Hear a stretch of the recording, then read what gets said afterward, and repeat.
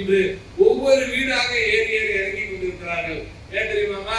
நம்மளும் இன்னொரு பிஆர் மாதிரி எப்படி அங்க கொடுமையெல்லாம் நடந்திருக்கோம், எப்படி ஒட்டுமொத்த மக்களிடமிருந்து அவர்களது வாக்குரிமைகள் எல்லாம் பறிக்கப்பட்டிருக்கிறதோ அப்படி உங்கள் வாக்குரிமை போகக்கூடாது என்பதற்காக மற்ற திராவிட நாயகன் அவர்கள், கழக தலைவர் அவர்களும், நமது இளம் தலைவர் உதயநிதி ஸ்டாலின் அவர்களும் 2 பேரும் இட்ட கட்டளையின் பேரில் எஸ்ஐஆரை எதிர்த்து நாம் களத்தில் போராடுகிறோம். இருந்தாலும் அதே நேரத்தில் இவங்க பாட்டு முட்டி மோதி போயிட்டே இருக்கான். எலெக்ஷன் கமிஷன் பாட்டு நான் செஞ்சே தீர்வுன்னு போயிட்டு இருக்கேன். அவங்களுக்கு கருத்து நிறுத்த ஏன்னா சுப்ரீம் கோர்ட் போனாலும் எலெக்ஷன் கமிஷன் எடுத்து நீங்க ஒன்றுத்தையும் பெருசா செய்ய முடியாது.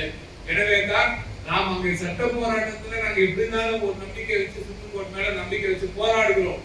ஆனால் இருந்தாலும் அதே நேரத்தில் இங்கே காலத்தில் இந்த எஸ்ஐஆர் என்ற ஒரு கொடிய ஒரு முயற்சியில் நமது வாக்கு உரிமைகளை அழிக்க வேண்டும் என்ற நோக்கத்துடன் ஒன்றிய பாஜக அரசு செய்யும் இந்த பணியில் இங்கே இருக்கும் நமக்கு வாய்ச்ச அற்புதமான எதிர்கட்சி, அவர்களுக்கு அடிமையாக இருக்கும் அந்த எதிர்கட்சி அவர்களோடு சேர்ந்து இப்படி ஒரு கொடுமையை செய்கிறேன் என்பது உண்மையாக மனதுக்கு ரொம்ப ரொம்ப ரொம்ப கஷ்டமா இருக்கு. ஆனால் நான் இங்கே இருக்கும் அதிமுக நண்பர்களுக்கும் நான் சொல்கிறேன், உங்களது வாக்குரிமையை மீட்கப் போவது திராவிட முன்னேற்ற கழகம் தான் என்பதை நீங்கள் மனதில் ஏற்றுக் கொள்ள வேண்டும்.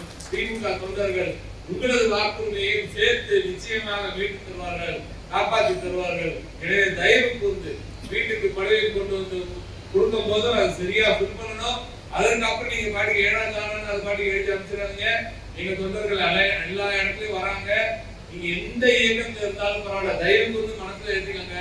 இது நம்ம திமுக தமிழ்நாட்டுக்காக பண்ற விஷயம், இந்தியாவுக்காக பண்ற விஷயம். ஏன் இந்தியாவுக்காக பண்றோம்னா, தமிழ்நாட்டுல ஜனநாயகம் காப்பாற்றப்பட்டால் தான் இந்தியாவில் ஜனநாயகம் தொடர்ந்து நிலைநிறுத்தப்படும் என்ற அந்த உறுதி எல்லா எதிர்கட்சி நபர்களும் இந்தியாவில் இருக்கிற எல்லா கட்சிகளுக்கும் நன்றாக தெரியும், பாஜகவுக்கும் தெரியும்.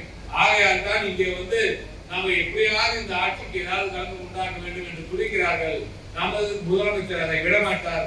உங்களது வாக்குகளை மீண்டும் சொல்றேன், எந்த இயக்கத்தில் இருந்தாலும் உங்களது வாக்குகளை பாதுகாக்கக்கூடிய ஒரே தலைவர் மு.க. ஸ்டாலின் எனும் நமது மாபெரும் திராவிட நாயகன் அவர்கள் மட்டுமே. அவர்கள் வழியில் செல்லும் நாங்கள் அதை செய்வோம். படிவங்களை சரியாக பூர்த்தி செய்யுங்கள்.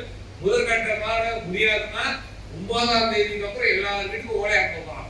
நீ உங்க அப்பா யாரு, உங்க அம்மா யாரு, உங்க தாத்தா எங்க ஊர்ல இருந்தாரு, எந்த ஊர்ல போயிட்டு வந்தாரு, என்ன கதையெல்லாம் கேட்க போறோம் எவனுக்கும் புரியல. ஆனால் அவன் கேட்கக்கூடிய கடலை நிறைய கேட்பான்.